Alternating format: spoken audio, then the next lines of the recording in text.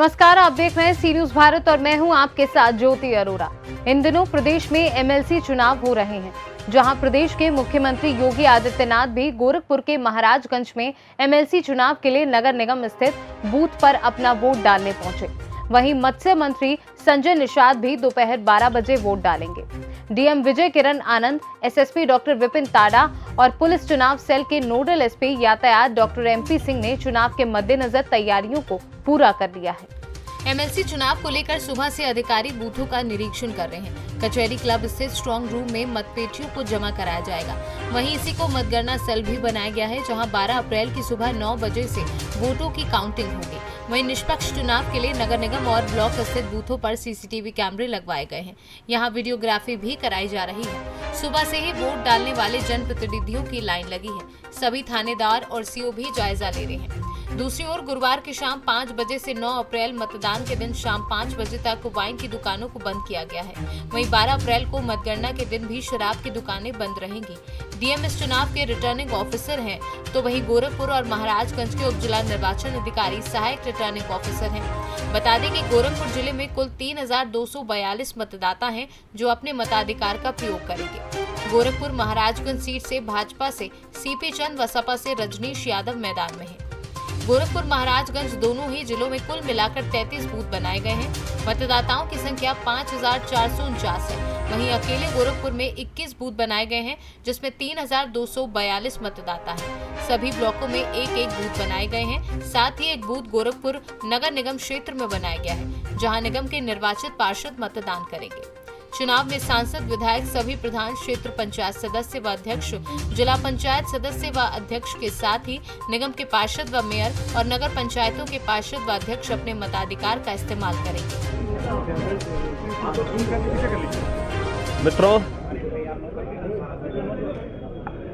वासंती नवरात्रि की आज अष्टमी तिथि है। मैं पूरे प्रदेशवासियों को महाअष्टमी की हृदय से बधाई देता हूं। नवरात्रि के पावन पर्व पर पूरे प्रदेश में जगत जननी मां भगवती दुर्गा की पूजा और अनुष्ठान के कार्यक्रम पूरी श्रद्धा, विश्वास और उत्साह और उमंग के माहौल में श्रद्धालुजनों ने हर जगह आयोजित किए हैं और ये निरंतर कल तक चलेगा। राज्य सरकार ने इसके लिए पूरी पुख्ता व्यवस्था की है। कल रामनवमी की भी पावन तिथि है।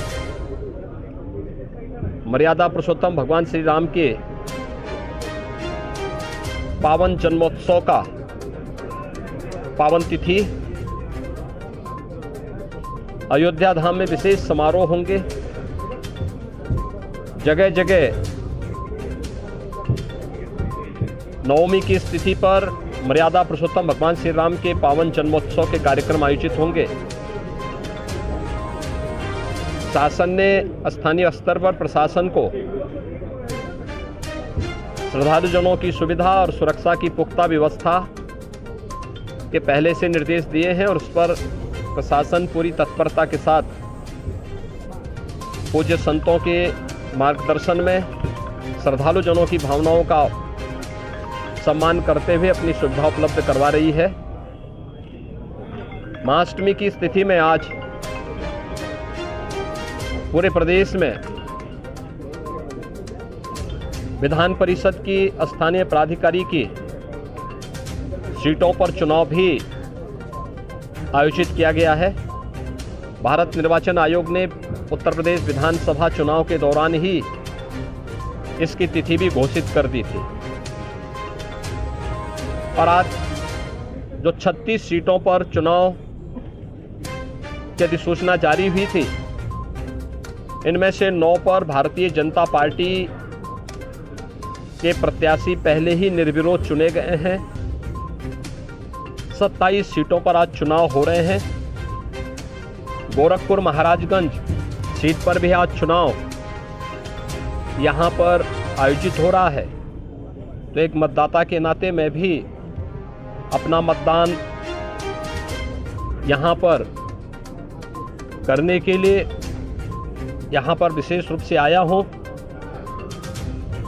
मेरे साथ में पूर्व केंद्रीय मंत्री श्री शिव प्रताप शुक्ला जी, यहाँ के लोकप्रिय सांसद श्री रवि किशन जी,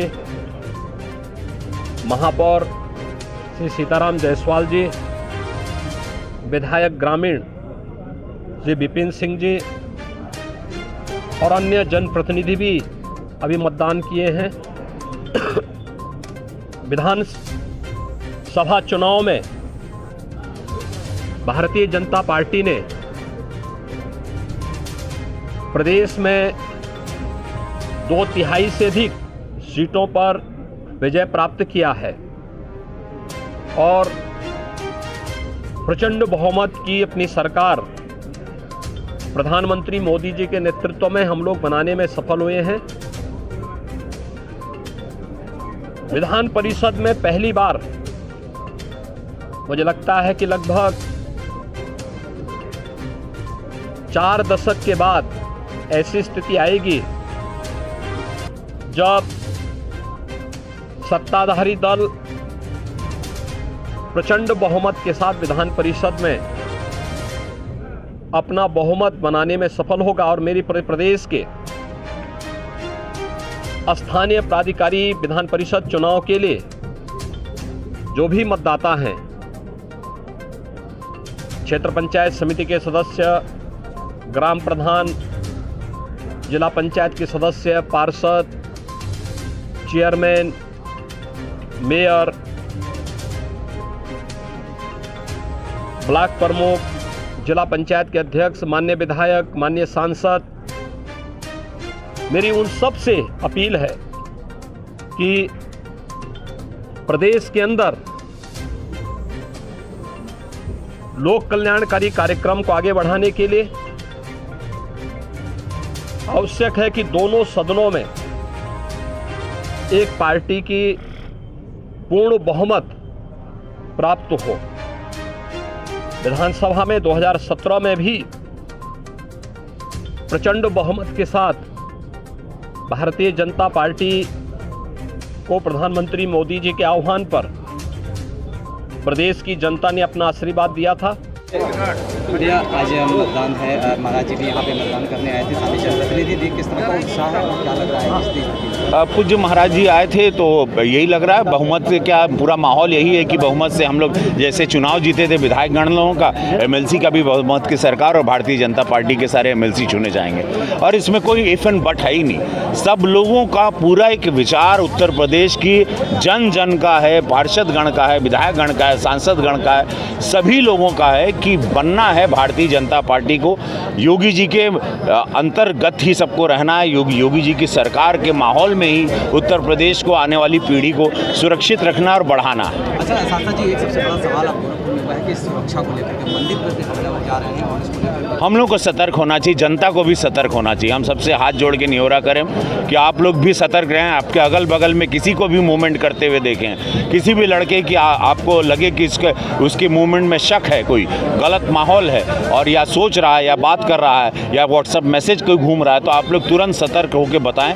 पुलिस प्रशासन तो अलर्ट है, लेकिन जनता का भी दायित्व बनता है कि अगर ये लोग उत्तर प्रदेश को कश्मीर वाला मूवमेंट बनाना चाहेंगे तो जनता उन लोगों को मुंह तोड़ जवाब देगी। प्रशासन तो टाइट है ही, लेकिन ये बहुत बड़ी आतंकवादी घटना थी और इसको बड़ा अंजाम देना था। उसको हथियार नहीं मिला, नहीं तो लड़का बहुत बड़ा अंजाम देता। अच्छा महाराज जी, मुख्यमंत्री योगी आदित्यनाथ का ऑफिशियल अकाउंट हैक कर लिया गया। हाँ, तो ये देखिए सारी चीज़ें आप समझ ही रहे ना कि पूरे विश्व में जितने भी आतंकवादी मूवमेंट है, आतंकवादी जितनी भी सरगना है, आतंकवादी जितना भी संगठन है, सबके हिट लिस्ट में महाराज जी के मूवमेंट रहते हैं, महाराज जी का नाम है। तो हम लोगों को सतर्क होना चाहिए, प्रशासन को सतर्क होना चाहिए, पुलिस प्रशासन को और हमारी जितनी खुफिया एजेंसी है, सब लोगों को बहुत ही अलर्ट होना है। मोदी जी और योगी जी हमेशा हिट लिस्ट में रहें। हम लोगों को उनको अब कैसे संभालना और देखना है वो ज़रूरी है। अब ये देखिए, ये जो भी लड़ाई परीक्षा का जो दिन होता है वो सबके लिए जो है वो उम्मीदों का दिन होता है और आपने जितनी मेहनत की है उस दिन उसका परिणाम के लिए आप तैयार होके आते हैं। और आज हमारा सौभाग्य है कि हमारे मुख्यमंत्री पूज्य योगी आदित्यनाथ जी जो हमारे इस मतदान में मतदाता हैं और उसकी हैसियत से आज वो सबसे प्रथम मतदान उन्हीं का होगा। और जिस तरीके से लोगों ने दोबारा उनको फिर से अपना समर्थन दिया, जिस तरीके से उनको स्नेह आशीर्वाद दिया, जो उत्साह उस विधानसभा के चुनाव में था, मैं देख रहा हूँ ऐसा ही उत्साह, बल्कि उससे भी बढ़ करके उत्साह जो कि विधानसभा के चुनाव में जो लोग नहीं भी थे भारतीय जनता पार्टी के साथ में, भ्रमित थे, इधर उधर थे, इस चुनाव में तो मैं देख रहा हूँ कि वो सारे लोग जो है एक स्वर से, एक सुर से, सारे लोग एक मन से, सभी लोग भारतीय जनता पार्टी के साथ में हैं। तो निश्चित रूप से ही एक बड़ी जीत होने वाली है। गोरखपुर से सीनू संवाददाता सत्येंद्र की रिपोर्ट। इस खास खबर में फिलहाल के लिए इतना ही। देश दुनिया की तमाम बड़ी खबरों के लिए आप देखते रहिए सी न्यूज़ भारत।